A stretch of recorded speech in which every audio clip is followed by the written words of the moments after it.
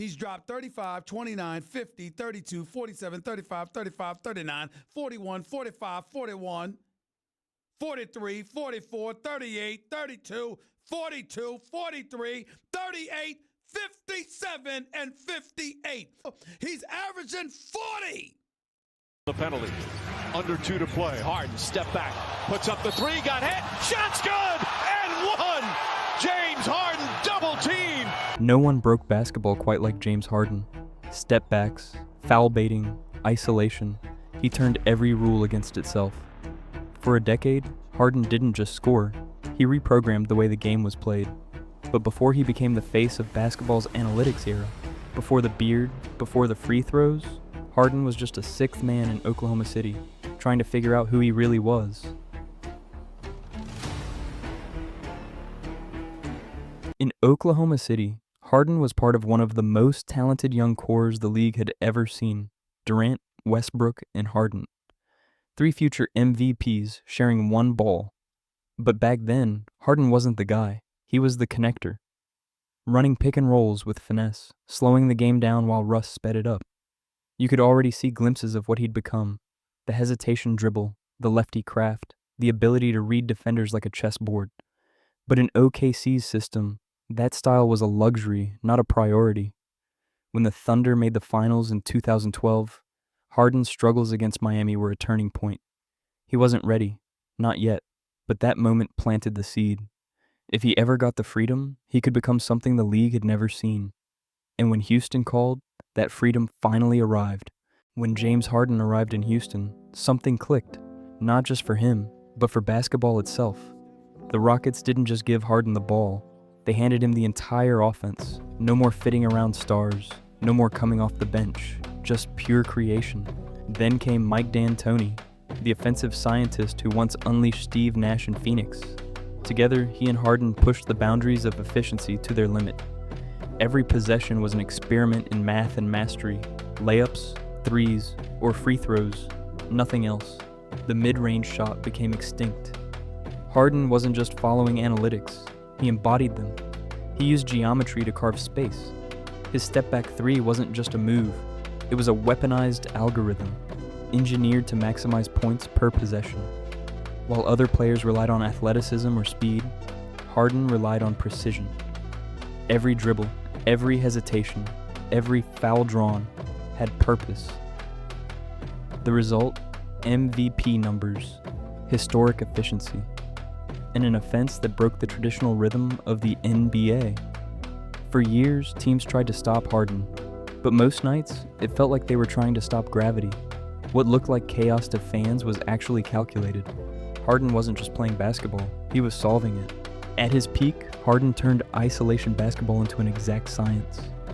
While most players saw a defender in front of them, Harden saw angles, feet placement, balance, and timing. He didn't just attack, he waited.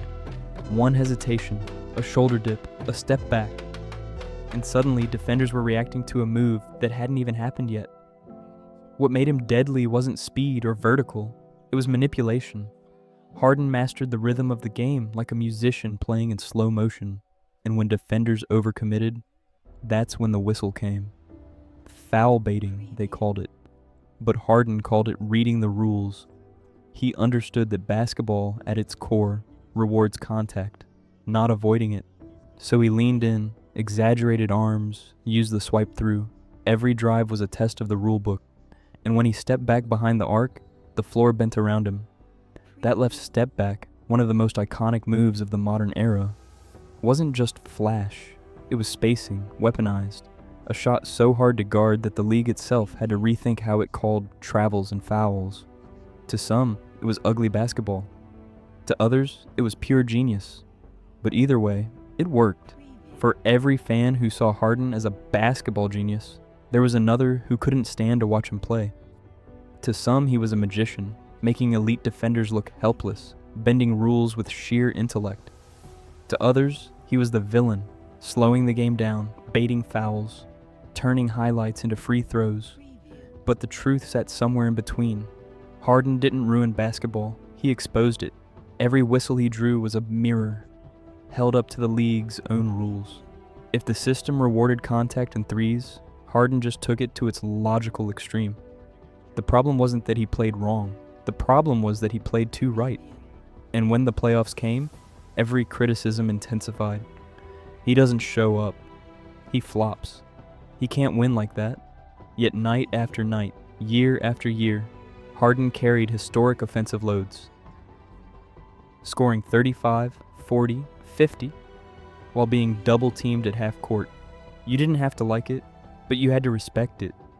Harden blurred the line between brilliance and frustration, and that's what made him unforgettable. When the dust settles on an era, what matters isn't just the trophies, it's the influence. And James Harden's influence is everywhere. Look at today's stars: Luka, Trey, Shea, even Jason Tatum. The pace, the patience, the isolation reads, the stepbacks. All echoes of Harden's revolution. He made it okay for a player to dominate without elite athleticism. He proved that angles, timing, and IQ could be just as deadly as speed and power. Harden didn't just score, he redefined how to score. And for better or worse, the modern NBA now lives in the world he helped create. A world of spacing, switches, and shot creation. Maybe that's why his legacy feels complicated.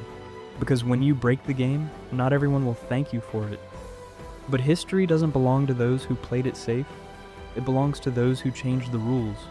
No one broke basketball quite like James Harden. And maybe, no one ever will again.